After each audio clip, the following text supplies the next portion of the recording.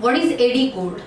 AD code बहुत बार शायद आपने शब्द भी सुना होगा, एक्सपोर्ट में बहुत बार यूज किया जाता है, इंटरनेशनल बिजनेस में यूज किया जाता है, लेकिन बहुत सारे लोगों को शायद ये पता नहीं होगा कि एडी कोड होता क्या है, देता कौन है, कब देता है और मतलब कब ये लगता भी है. So what is the use of AD code? Let's discuss in this video about the AD code and its importance and requirement in the international business. Hi दोस्तों, I am KD Sushma. I am author, trainer, exporter and business coach. And yes, I am working on a mission to create 10,000 plus exporters by 2025. And I know you are one of them.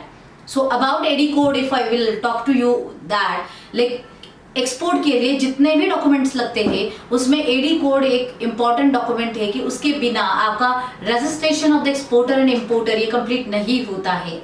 सो जैसे हमने list of documents अगर देखें, so yes it is company formation, pan card लगता है, then current account आएगा, then आपका IC code आपको निकालना पड़ेगा, इंपोर्ट एक्सपोर्ट कोड लगेगा, उसके बाद आरसीएमसी निकालना पड़ता है, that is registration come membership certificate होता है, एंड उसके बाद जीएसटी नंबर भी मैंडेटरी है एक्सपोर्ट के लिए, एंड देन आता है एडी कोड.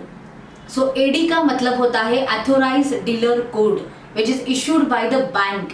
लेकिन अभी है ना कि कौन से भी बैंक में जाके आप एडी कोड की डिमांड नहीं कर सकते हो. तो उसके लिए जिस बैंक अकाउंट पे, मतलब जिस बैंक में आपका अकाउंट है, जहां पे आपने आपका करंट अकाउंट ओपन किया है, उस बैंक की ऐसी कौन सी ब्रांच है जो ओवरसीज ब्रांच है. तो अगर मैं एग्जांपल के तौर पे बताऊँ आपको, I am in Pune and I have my current account in Bank of India. So अगर बैंक ऑफ इंडिया में मेरा करंट अकाउंट है जहाँ पे मैं रहती हूँ या फिर जहाँ पे मेरा ऑफिस है, लेकिन उसका ओवरसीज ब्रांच जो है वो शिवाजी नगर में है, तो वो हमारे लिए थोड़ा सा दूर आता है. मतलब क्या हुआ कि मेरा करंट अकाउंट एक ब्रांच में है जहाँ पे मुझे इजी है ट्रांजैक्शन करने के लिए, जहाँ पे मैं डायरेक्टली जाके बैंक में भी मतलब उतने डिस्टेंस तक ही है कि वो that will be very easy for me.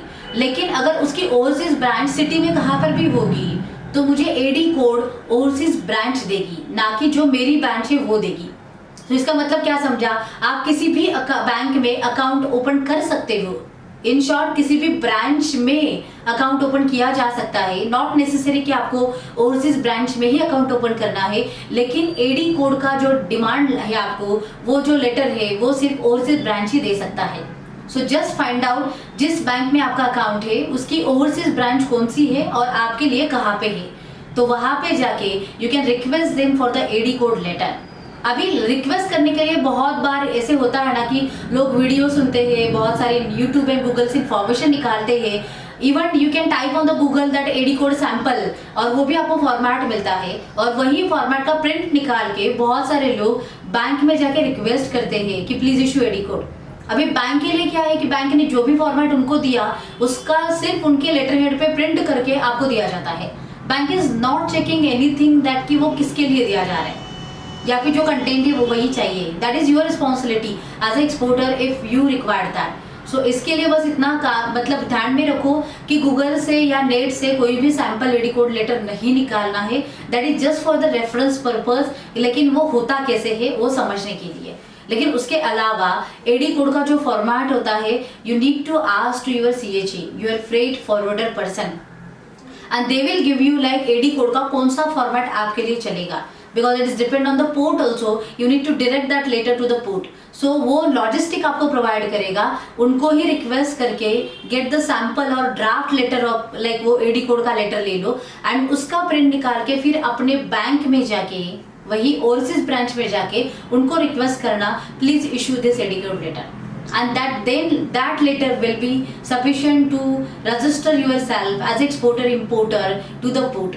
तो अभी वैसे भी पोर्ट का रजिस्ट्रेशन तो ऑनलाइन ही हुआ है एंड वो इक्वली हुआ है, मतलब एक ही जगह पे होता है. सभी पोर्ट का रजिस्ट्रेशन आप एक ही तरीके से कर सकते हो, एक ही जगह से कर सकते हो. लेकिन उसके लिए जो एडी कोड लेटर लगेगा, you need to get the format from the formatter, और वो एडी कोड लेटर आपको पोर्ट रजिस्ट्रेशन के समय पे देना पड़ता है. Now what is the use of that AD code letter, क्यों देना पड़ता है वहां पे? बस यूज इसका उतना है लाइक बैंक आपके लेटर हेड पे मतलब जो भी देता है इशू करके टू द कंसर्न पर्सन, जो भी to whomsoever it may concern, तो उसको लिख के दिया जाता है कि this is the company, they have the current account in our bank. मतलब वो अपने बैंक में आपका करंट अकाउंट मेंटेन कर रहे हैं, उसका एनएफटी कोड जो भी होगा, आईएफएससी कोड जो भी होगा, वो सारे बैंकिंग के करंट अकाउंट के डिटेल्स वहां पे मेंशन किए जाते हैं, and that details will be like register with the port. क्योंकि जब भी आपका शिपिंग बिल बनता है तो शिपिंग बिल पे वो जो एडी कोड होता है जो बैंक एंड ब्रांच का होता है वो मेंशन किया जाता है, क्योंकि गवर्नमेंट के अभी सारी चीज़ें एक साथ लिंक होने के कारण आप जो भी एक्सपोर्ट करते हो बैंक का कोड वहां पे मेंशन करने से बैंक को भी पता चलता है। जब भी आपकी फॉरेन करेंसी इंडिया में आती है तो वो उसी शिपिंग बिल के अगेंस्ट आती है, तो बैंक को बीआरसी देने के लिए भी वो ज़्यादा यूजफुल होता है। इनफैक्ट जब भी आपको बेनिफिट्स मिलते हैं गवर्नमेंट के और आपके अकाउंट में क्रेडिट किए जाते हैं लाइक ड्यूटी ड्रॉबैक वगैरह, तो वो भी आपके एडी कोड के लेटर में जो भी मेंशन किया हुआ अकाउंट है वहां पे ही डायरेक्टली क्रेडिट किया जाता है। So these are the some of the uses of the AD code which is very much important for the export import business and I hope कि आपको समझा होगा कि AD code कौन देता है, कब देता है और मतलब किस पर्पस के लिए लिया जाता है।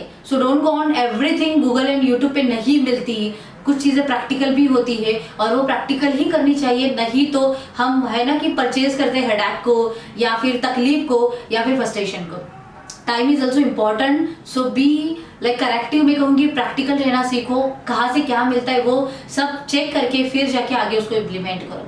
सो definitely you can get the AD code from the overseas branch of your bank and definitely you can become an exporter.